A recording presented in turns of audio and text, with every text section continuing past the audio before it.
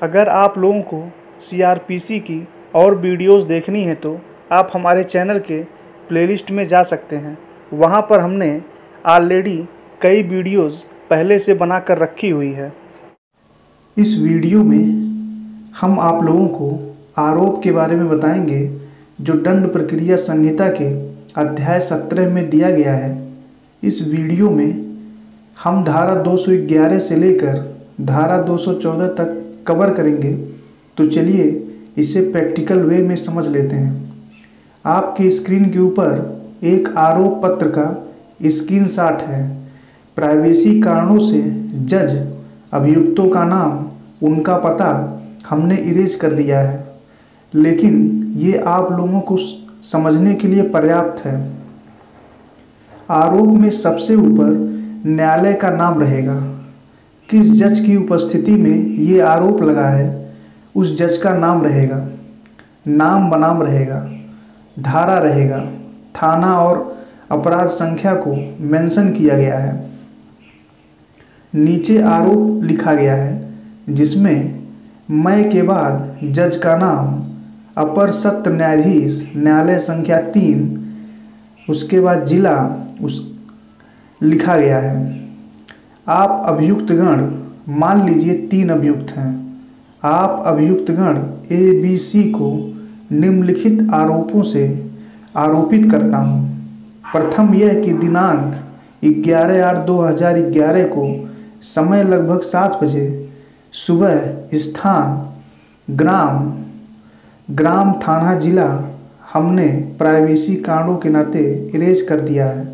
मैं आप सबने सामान्य आशय की पूर्ति हेतु एक राय होकर वादी मुकदमा ग्राम थाना जिला हमने इरेज कर दिया है। ने वादी मुकदमा की पत्नी को आप लोगों ने ईंट, पत्थर, डंडे, पैर तथा बी ने लोहे के राड से मारा, जिससे वादी मुकदमा की पत्नी के पेट में पल रहे 2 माह के बच्चे का गर्भपात हो गया एवं उसकी बच्चेदानी फट गई। इस प्रकार आपने धारा 316/34 भारतीय दंड संहिता के अंतर्गत दंडनीय अपराध किया है, जो इस न्यायालय के प्रसंज्ञान में है। नीचे लिखा है यह कि उपरोक्त समय, दिनांक एवं स्थान पर आप सबने सामान्य आशय की पूर्ति हेतु एक राय होकर वादी मुकदमा ग्राम थाना जिला हमने इरेज कर दिया है। में वादी मुकदमा की पत्नी को आप लोगों ने लोहे के राड जैसे घातक आयुध का प्रयोग किया, जिससे वादी मुकदमा की पत्नी की मृत्यु संभाव्य हो गई। इस प्रकार आपने धारा 326/34 भारतीय दंड संहिता के अंतर्गत दंडनीय अपराध किया है, जो इस न्यायालय के प्रसंज्ञान में है। नीचे कह रहा है यह कि उपरोक्त दिनांक, समय व स्थान पर आप लोगों ने अपने सामान्य आशय की पूर्ति हेतु वादी मुकदमा की पत्नी को ईंट, डंडे, पैर से मारकर साधारण चोट पहुंचाकर स्वेच्छा उपहत कारित किया। इस प्रकार आपने ऐसा अपराध किया है जो भारतीय दंड संहिता की धारा 323/34 के अंतर्गत दंडनीय अपराध किया है तथा इस न्यायालय के प्रसंज्ञान में है। नीचे कह रहा है यह कि उपरोक्त दिनांक, समय व स्थान पर आप लोगों ने वादी मुकदमा की पत्नी को जान से मार डालने की धमकी देकर उसे भयभीत करते हुए आपराधिक अभित्रास किया है। इस प्रकार आपने ऐसा अपराध किया है जो भारतीय दंड संहिता की धारा 506 के अंतर्गत दंडनीय अपराध है तथा इस न्यायालय के प्रसंज्ञान में है। अब आइए चार्ज, आरोप को साधारण सी भाषा में समझ लेते हैं। किसी तरह का इल्ज़ामात किसी पर लगाना, इसका मतलब उस पर आरोप लगाना होता है। जब कभी भी पुलिस ऑफिसर इन्वेस्टिगेशन कंप्लीट करने के बाद चार्जशीट फाइल करता है, चार्जशीट फाइल होने के बाद मजिस्ट्रेट चार्ज फ्रेम करता है अभियुक्त के विरुद्ध में। यही चार्ज की प्रक्रिया है। चार्ज, जिसे हम आरोप पत्र भी बोलते हैं, इसके अंदर आरोप लिखे जाते हैं। जैसे मान लीजिए किसी व्यक्ति ने कोई अपराध किया। अब उसने कौन सा अपराध किया, वो अपराध किस धारा में आता है, किस तारीख को किया, कितने बजे किया, किसके विरुद्ध किया, ये सारी चीज़ें आरोप पत्र के अंदर लिखी हुई होती हैं।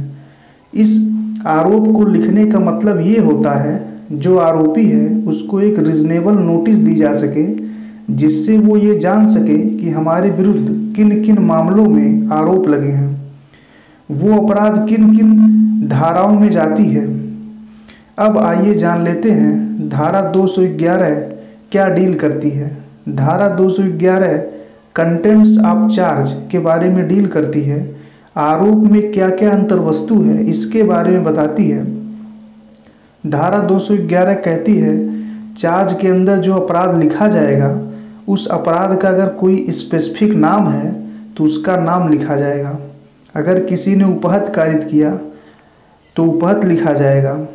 अगर किसी ने आपराधिक अभित्रास कारित किया है तो आपराधिक अभित्रास लिखा जाएगा। अगर चोरी किया है तो चोरी लिखा जाएगा। लूट किया है तो लूट लिखा जाएगा। डकैती किया है तो डकैती लिखा जाएगा। अगर उस अपराध का कोई स्पेसिफिक नाम है तो उसका नाम लिखा जाएगा।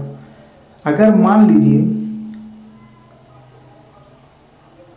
सोहन नामक व्यक्ति है, उसने कोई अपराध किया है और उस अपराध का कोई स्पेसिफिक नाम नहीं है, जैसे भारतीय दंड संहिता के अंदर बहुत सी ऐसी धाराएं हैं जिसका कोई स्पेसिफिक नाम नहीं है, उस धारा को थोड़ा सा एक्सप्लेन किया गया है।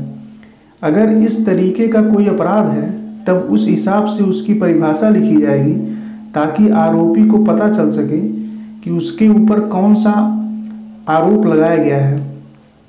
फॉर एग्जाम्पल भारतीय दंड संहिता के अंदर धारा 184 है। मान लीजिए किसी व्यक्ति को किसी पब्लिक सर्वेंट ने ऑथराइज्ड किया है किसी प्रॉपर्टी को बेचने के लिए लॉफुली।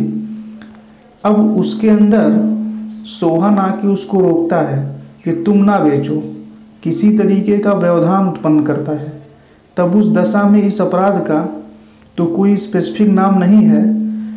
तब उस दशा में उसको इस हिसाब से बताया जाए कि तुमने किसी को रोका था।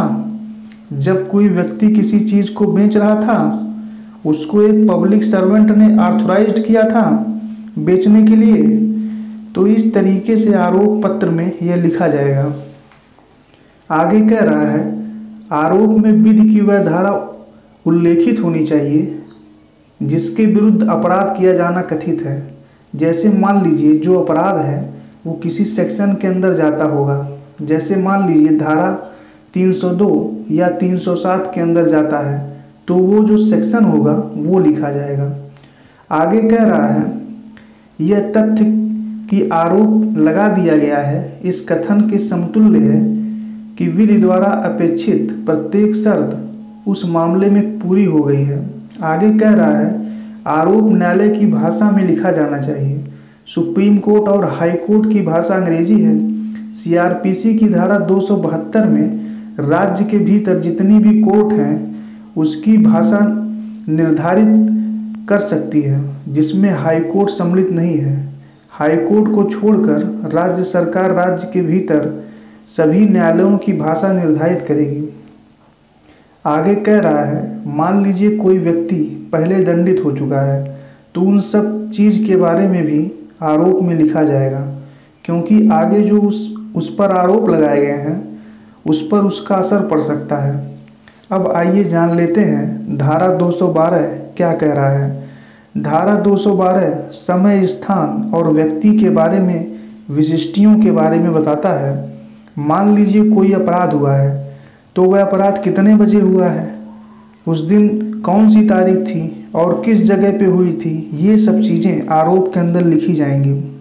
आगे कह रहा है मान लीजिए फॉर एग्जाम्पल हरीश नामक व्यक्ति पर आपराधिक न्यास भंग या चल संपत्ति के दुर्विनियोग का आरोप लगा है।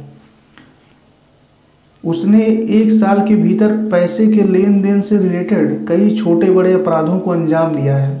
उस दशा में आरोप पत्र में सभी अपराधों को डिस्क्राइब करना आसान नहीं होगा। उस दशा में उन सब छोटे छोटे अपराधों को मर्ज करके उसको जोड़ के एक ही में उसको दिखा दिया जाएगा।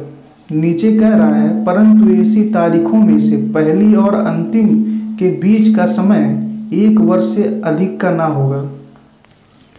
आगे धारा 213 कह रहा है, कब अपराध किए जाने की रीत कथित की जानी चाहिए। मान लीजिए कोई आरोप लगा है किसी आरोपी के विरुद्ध, धारा 211 और धारा 212 के अंदर बताया गया है आरोप के अंदर क्या क्या लिखना है। अगर उतना लिखने के बाद भी आरोपी को एक रिजनेबल नोटिस नहीं मिल रही है, यानी आरोपी नहीं समझ पा रहा है कि उसको किस चीज़ के लिए चार्ज किया जा रहा है, तो उस दशा में थोड़ा सा उसके अंदर एक्सप्लेनेशन देना पड़ेगा। जैसे कुछ अपराध हैं उनको एक्सप्लेन करने की ज़रूरत नहीं होती। जैसे मान लीजिए मोहन ने सोहन के ऊपर आरोप लगाया है कि तुमने चोरी करी है।